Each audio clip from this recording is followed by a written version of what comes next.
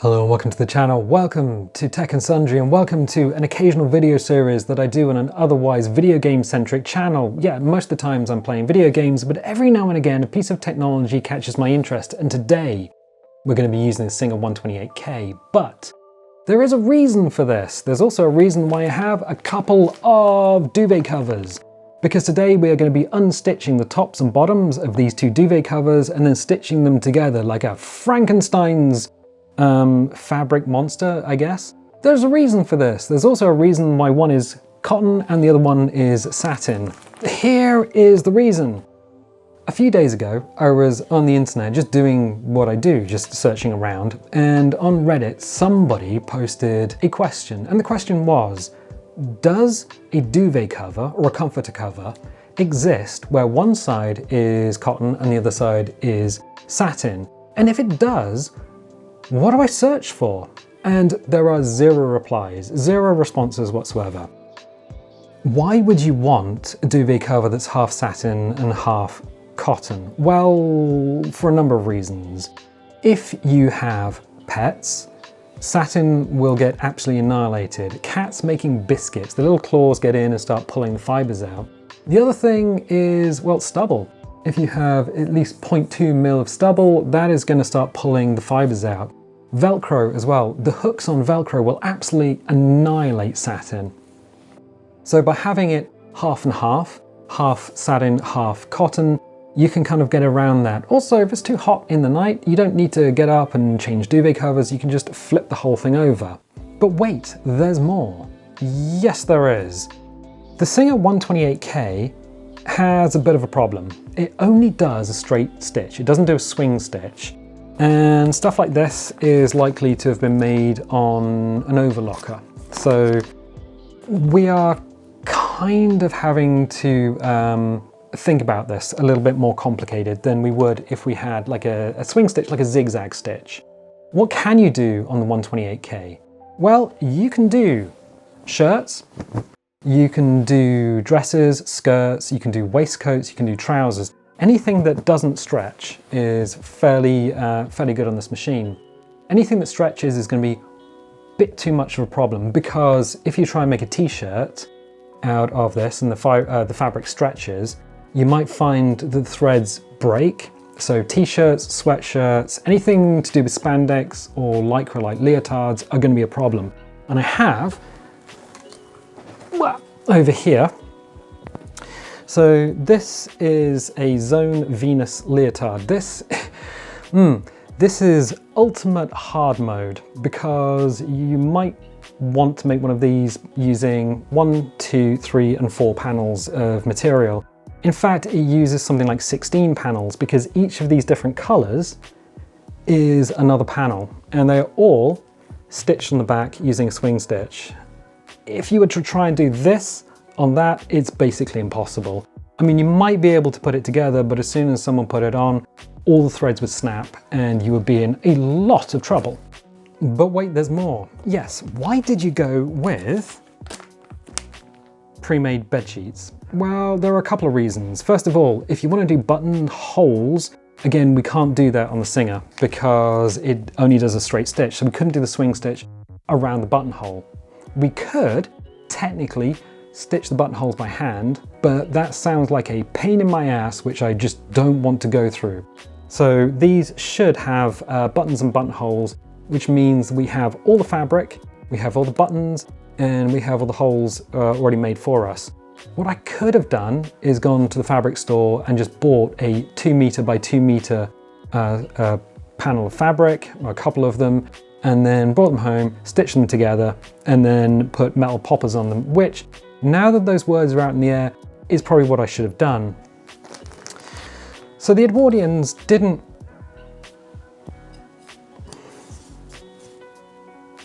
The Georgians didn't have spandex in mind when they came to making these things.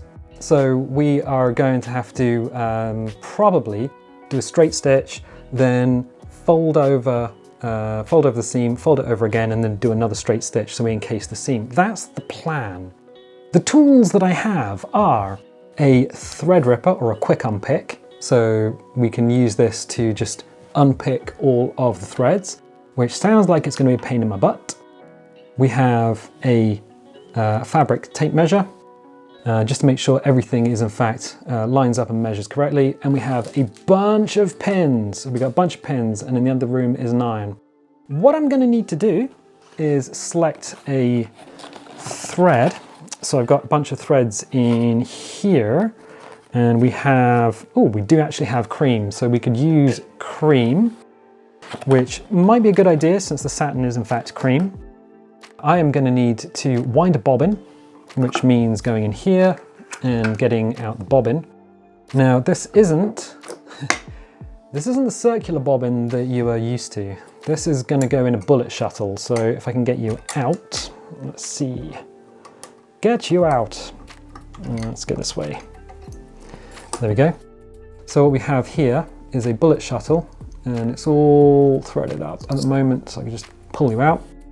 So the bobbin goes inside the shuttle, and then that gets threaded. So you pull the thread down and then up again, and then that goes in the machine, and it literally swings backwards and forwards in the machine. That's got blue on it, but I want cream one, which means putting it on the bobbin winder.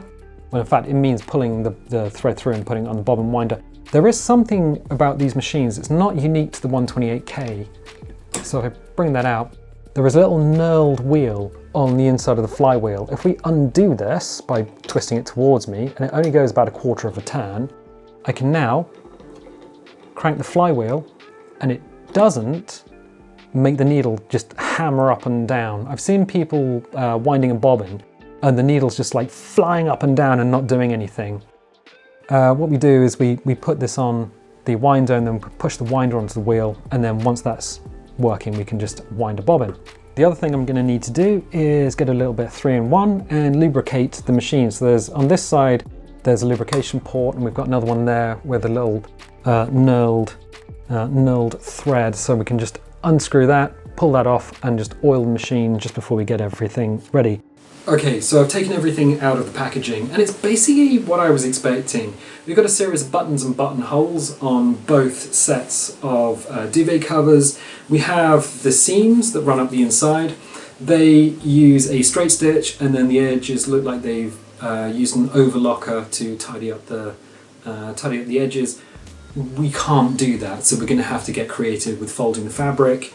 The downside is that these buttons and buttonholes are very big, and these buttons and buttonholes, well, they're very small, which is not a huge problem. It just means I'm going to need to take the buttons off of each one, swap them over, and then line them up and stitch them back on. You can basically do that whilst watching a YouTube video. Okay, cool. So I still need to thread the machine, and it looks like we can probably do this. Good. We have now got 4 different panels. So I've gone around with a quick unpick, unpicked all of the stitches, the straight stitches and the overlocker stitches, which took a while, took a couple of episodes of Game Grumps.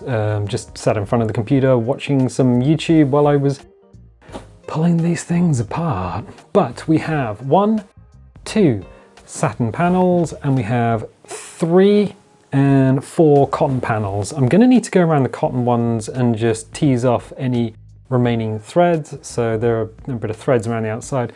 The satin wasn't so much of a problem, although you can kind of see it's already trying to kind of unravel itself in terms of just material. It also kind of looks like they went around the outside with a butcher's knife, and I'm just like, okay. So what I'm going to need to do is take the sides with buttons and the sides with buttonholes, and then pin them together back to back so that the outsides are facing in. And here we are. It is a new day, a new dawn, a change of clothes and a haircut, because I got some of the footage off the cameras just to see what was going on, and I realized a couple of things. First of all, I look like a little gremlin because I am basically just sat on the floor. I am on a step stool and I can just touch the floor right there. But the other thing was, it was just like, oh, it's time for a haircut. So I beamed the hairdressers today. So I've threaded the machine. I have disconnected the bobbin winder. Inside the machine is the bullet shuttle, so the bobbin is in there, but I've also spooled another bobbin because we're going to need 2 meters by 2 meters by 2 meters times two, because this is pinned, but we also have the other side as well. So we have the birds and then we have the shells. So those are all ready to go. There is just a little note. After threading the machine, what I've done is I've taken a bit of spare cloth and just driven this forward and just to make sure that it is picking up on both sides. It is, it's really good. The other thing is just to do with the machine, specifically the Singer and specifically like the 127 and 128. This tray here, I have seen people selling Singers without this tray. So they would look like this. And it's like, well, that's fine, but if you can get the little tray, which just clips on like so, get a little tray, it's going to make your life a little bit easier. Now I am, like I said, hunched over like Gollum. I'm just kind of looking for the one ring. So this is all pinned, and this is a coffee table. Don't tell anyone this is a coffee table. Now I've got to work out which way I want to do this, because 2 meters of fabric, well, actually 4 square meters of fabric is a lot. So I've got to kind of ease it up over here. Having it all pinned is going to make my life a little bit easier, so it doesn't sort of move freely on its own. So what I'm going to do is lift the foot. So we always leave the foot down, because if we didn't, then the springs would just kind of wear out. You can get these serviced still. We also got to work out which way the fabric is going to go. So the fabric is going to go that way, which means if we start with this corner, and yeah, the satin was a little bit bigger than the cotton, and I'm just like, I'm just gonna let it do its thing. I'm not gonna be too worried about that. So we're gonna need to bring this all the way back to where the buttons are. What I should be able to do is put this through here, and then very slowly and very methodically stitch all the way up here. Now I want to be as close to the edge of the satin as I can get. The satin is on top, it means I can see the cotton through the bottom. And I can obviously I can see the satin, and it's beginning to fray, which is why we need to encase this. Good. Anyway, let's push that through. Let's drop the foot down where we think we're going to need to go. I'm going to use the edge of the foot as a guide. So the edge of the foot is going to actually show me how close I can get to the edge of the fabric. I don't want to go too close to the edge because I don't want it just to pull out.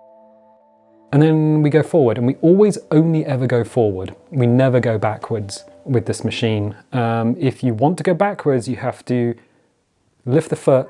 I would do it with the needle down, but other people will probably have a better idea of what they're doing. I would leave the needle down, lift the foot, turn the fabric 180 degrees, drop the foot, and then just crank forward like you're normally cranking, but that would run you back over your stitching so you can finish off a stitch. Good, that's a lot of words. So let's very carefully okay, so this goes towards me. I can either use the flywheel by hand, and that'll just pull through, and I can just do that all the way if I'm a little bit nervous, which I'm gonna be honest, I am a little bit nervous. Or I can just crank it by hand very slowly.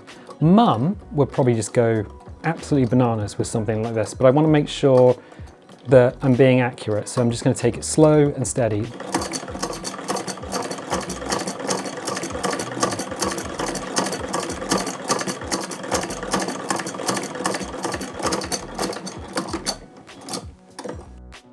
Good, excellent.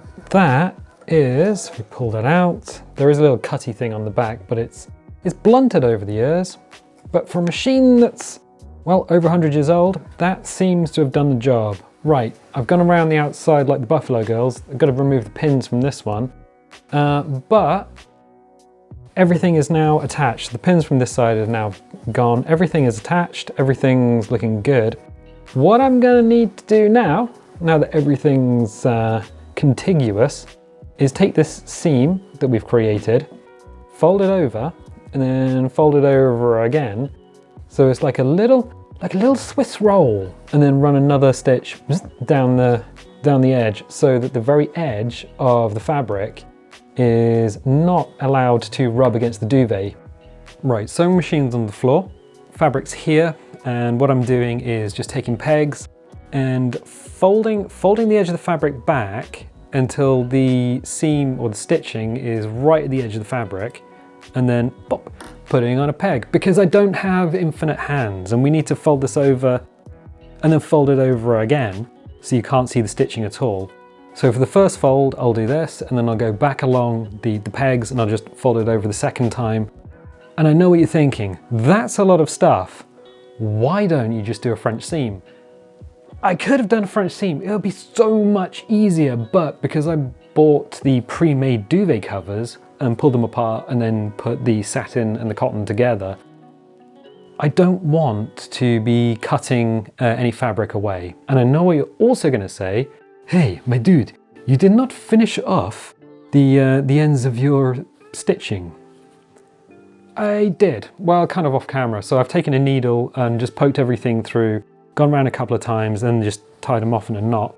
It's a little overkill, but that ain't coming undone, and we're not going to have everything just suddenly unravel. So I've got to go through and peg all of these.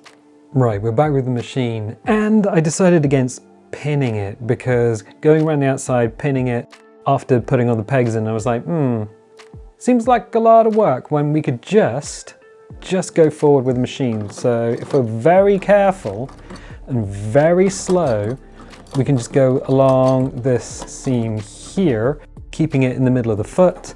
And then as we get close, just take the pegs off and just keep holding the fabric. I think this is working.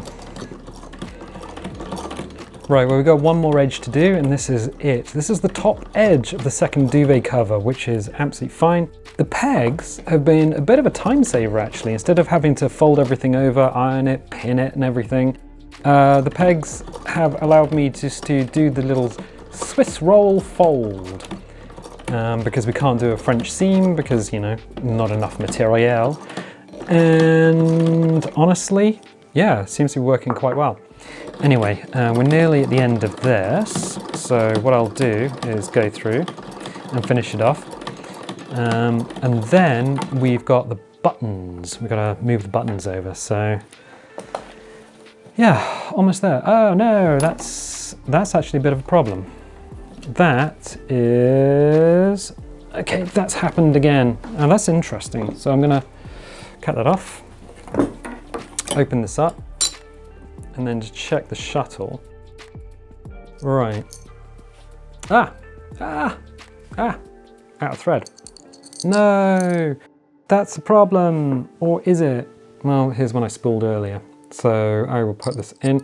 As you look, so the bullet is this little, literally like bullet shaped thing here.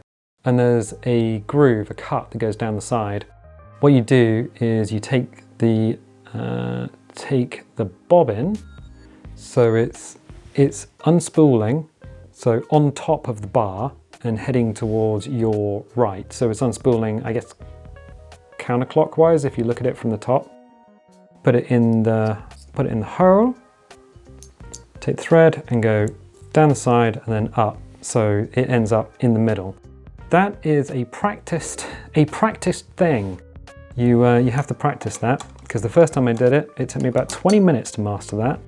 So I will just put that in the machine, put the cover back on, go back to where we ran out of thread, make sure the needle is in the up position, drag off a little bit of extra thread for me, so I can just tie that off.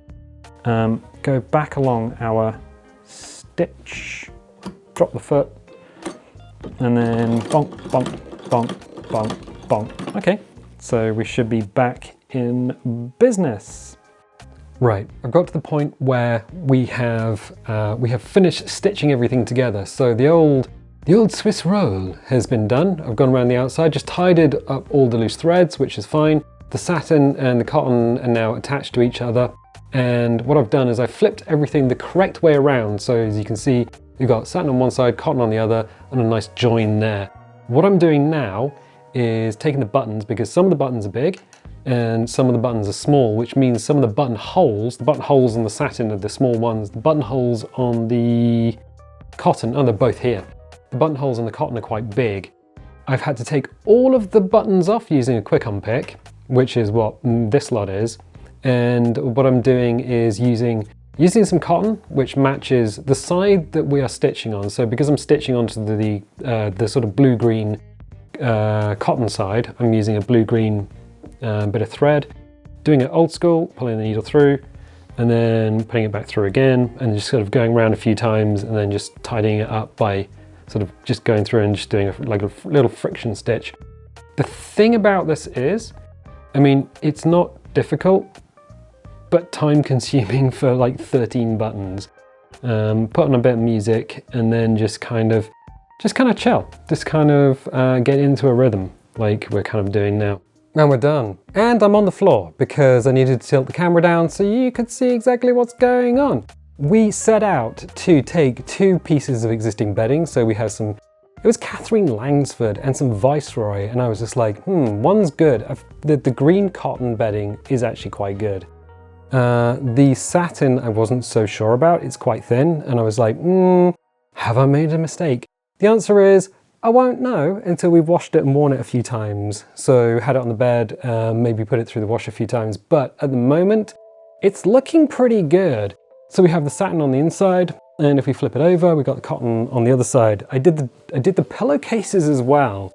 So we got a couple of pillowcases, as you can see, satin on one side, cotton on the other side. So if you are a person who has stubble, you would put your face down on the cotton side, and that would stop the satin getting pulled, because like I said, satin will get pulled by just about everything.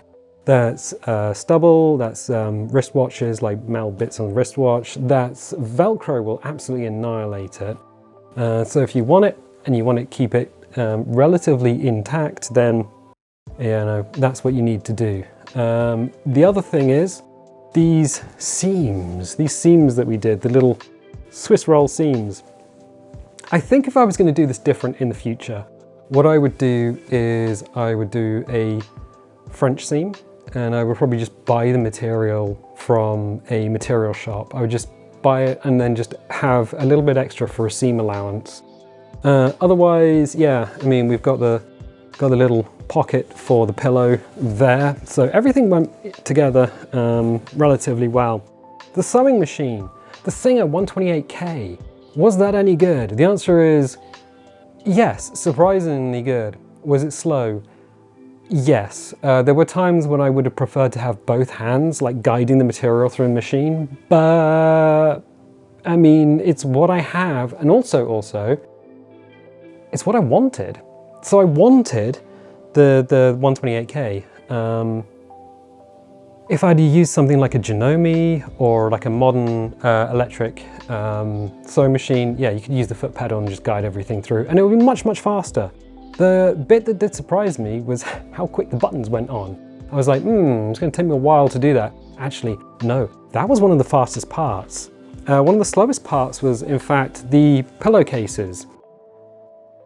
Because I made a bit of a mistake. This is my first project with the sewing machine, and what I did was I had the satin inside out, so the dull side, but I hadn't done the same with the cotton. So I had the dull side pressed up against the bright side of the cotton, and then I went to flip it inside out after stitching the whole thing together, and realized that now the cotton was inside out. And I was just like, oh, so I had to unpick everything twice, because I made the same mistake on both pillowcases, because I'm a little bit of a special person. Like I said, this channel mostly does video gaming. This is just a project just to see if we could do it, and you know what? We did. We absolutely did. Can we turn down? Oh yeah, look at that. We can turn the bed down. Oh. I like the difference between the green and the cream. I think cream was the good choice here. Good. And there's mouse. Nice. Well, I'll tell you what, I'm going to leave it here for the time being. If you've learned something, then that's great, because this was definitely a learning experience for me. I have made plenty of mistakes, absolutely plenty of mistakes, and someone who's a long-term seams person might say, I would not have done it that way. But We all got to start somewhere, we're going to learn. And if I can do it, I'm pretty sure anyone else can do it. So yeah, I'm going to leave it there. If you like this video, definitely leave a little like. Leave a subscribe if you haven't subscribed already. If you want notifications, dingle the bingle. If you don't want notifications, don't click the bell. And I'll tell you what, I'll catch you next time.